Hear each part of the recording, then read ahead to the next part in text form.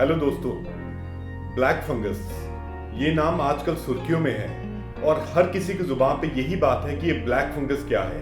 कहीं मुझे तो ब्लैक फंगस नहीं हो गया है, तो क्या आपको ब्लैक फंगस है या आपको हो सकता है?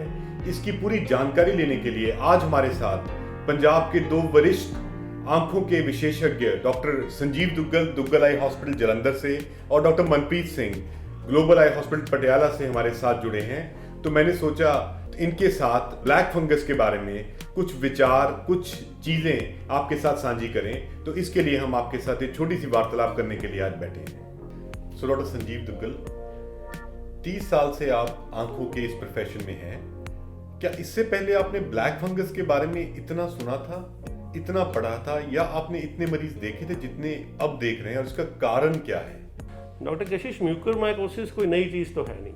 ये बहुत सालों से एक तरह का फंगस है जो बहुत सालों से है, पर इतने मरीज़ जिनकी इम्यूनिटी कम हुई हो या जो इतने इम्यूनो कॉम्प्रोमाइज्ड पेशेंट हो, इतने पहले हुए ही नहीं। इस कोरोना पैंडेमिक में जितने लोग कोरोना से इन्फेक्ट हुए हैं उनकी इम्यूनिटी लेवल डाउन चला गया। एक तो वायरस की वजह से, दूसरा उन्होंने स्टीरॉयड्स लिए उसकी वजह से, इतने लोग ऑक्सीजन पे रहे उसकी वजह से इस फंगस को एक मौका मिल गया अपने आप को प्रेजेंट करने का। ये ब्लैक फंगस, इसको ब्लैक फंगस क्यों कहा जाता है? इसका नाम ब्लैक फंगस क्यों दिया जा रहा है?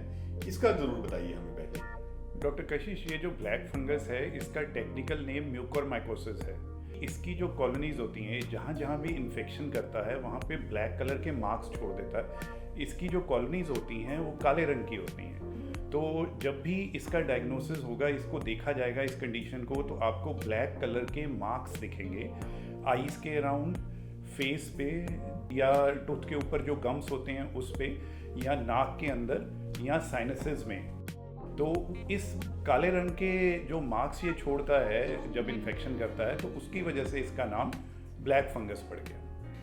तो हमें दो बात समझ आई है। ब्लैक फंगस नाम इसका दिया गया है क्योंकि ये काले रंग की कॉलोनीज करता है, उस जगह को काला कर देता है, और जिनका शरीर कमजोर पड़ जाता है इस कोविड इरा में, या दवाइयों की वजह से, या शायद कैंसर या किसी और वजह से, तो उनके लोगों में ये म्यूकोरमाइकोसिस फंगस होने का कारण बड़ा बन गया है आज की तारीख में। पर इसके लक्षण क्या है डॉक्टर साहब? इसको हम पहचानेंगे कैसे?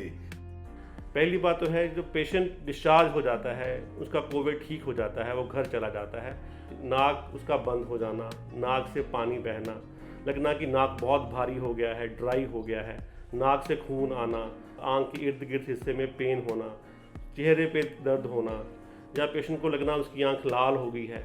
अगर ये केसेस एडवांस हो जाते हैं तो आंख में लाली आ जाती है, आंख बड़ी बड़ी लगती है, आंख की मूवमेंट्स जो होती हैं वो रिस्ट्रिक्ट हो जाती हैं, दिखना कम हो जाता है, और बंदा अपनी आंखें घुमा नहीं सकता या कहता मुझे डबल डबल दिखता है। तो ये सिम्टम्स आते हैं पेशेंट में जिनको म्यूकोरमाइकोसिस होता है।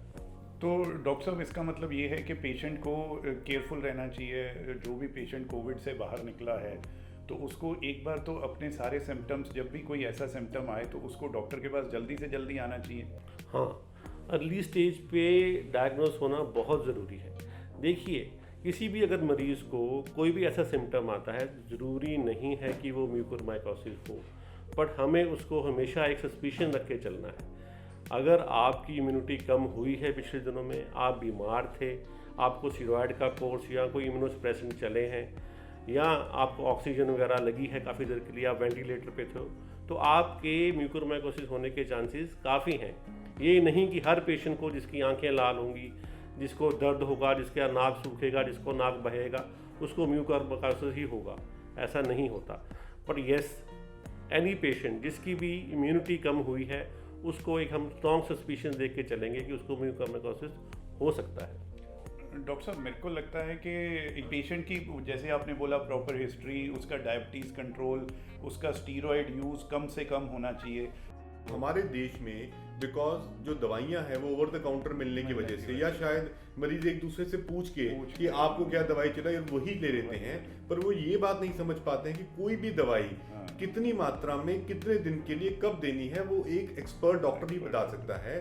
तो उसको छोड़ के जब वो शुरू कर देते हैं तो उसकी वजह से केस और बिगड़ जाते हैं। ये एक बहुत बड़ा कारण है। दूसरी बात, हमारे एग्रीकल्चरल बेल्ट है जहाँ पे लोग ज़्यादा खेतों में काम करते हैं, तो और ये फंगस जैसे हमने देखा है ये ज़्यादातर पत्तों में, फूल पौधों में, गार्डन्स में वहाँ पे पाई जाती है। तो शायद इसलिए मेरे ख्याल से हमें ये सब सुझाव देना ज़रूर चाहिए कि इस टाइम पे जब ये फैली हुई है तो ये आदमी से आदमी को नहीं फैलती जैसे कोविड फैलता है, पर ये फूल पत्तों से और गार्डन से, डिकेइंग मैटर से फैल सकती है।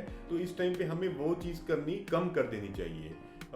कूलर की जगह एसी या पंखे का ही इस्तेमाल करना चाहिए। और सबसे ज़रूरी मेरे ख्याल हम लोगों को चाहिए कि जब आजकल के मौसम में निकले तो अपने पूरे कपड़े पहन के निकलें, अपने आप को ढक के जाएं, पूरी कमीज, पूरी बाजू की, पूरी नीचे तक पैंट डालें और जूते डाल के बाहर जाएं, ताकि हमें ये जो स्पोर्स हैं जो हवा में घूमते हैं या हमारे आसपास होते हैं वो हमारे शरीर के पास ना आए।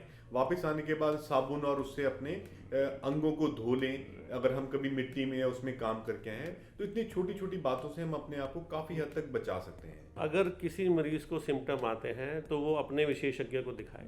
ये सबसे खुद इलाज करने की कोशिश ना करें। अपने किसी दोस्तों को मत पूछे कि इसका क्या करना है। कृपया विशेषज्ञ के पास जाएं और उससे इलाज करवाएं। बिल्कुल ठीक। अगर उसको जल्दी पकड़ लिया जाए तो इसका इलाज संभव है और काफ़ी आसान है, पर अगर ये पकड़ में लेट आएगा तो इसका इलाज बहुत ही मुश्किल हो जाएगा। तो early detection is the key. तो यही एक मैसेज हमारे दर्शकों को, हमारे मित्रों को, दोस्तों को जाना चाहिए कि जब भी आपको ऐसी कोई चीज़ लगे, जब भी जो हमने बात की है उससे आपको कभी भी लगे कि आपको इसका इफेक्ट आ रहा है, तो कृपया करके जैसे डॉक्टर संजीव दुग्गल जी और डॉक्टर मनप्रीत सिंह ने बताया कि अपने विशेषज्ञ आँख, नाक, कान, गले वाले डॉक्टरों को ज़रूर मिलें। यही इसका एकमात्र तरीका है।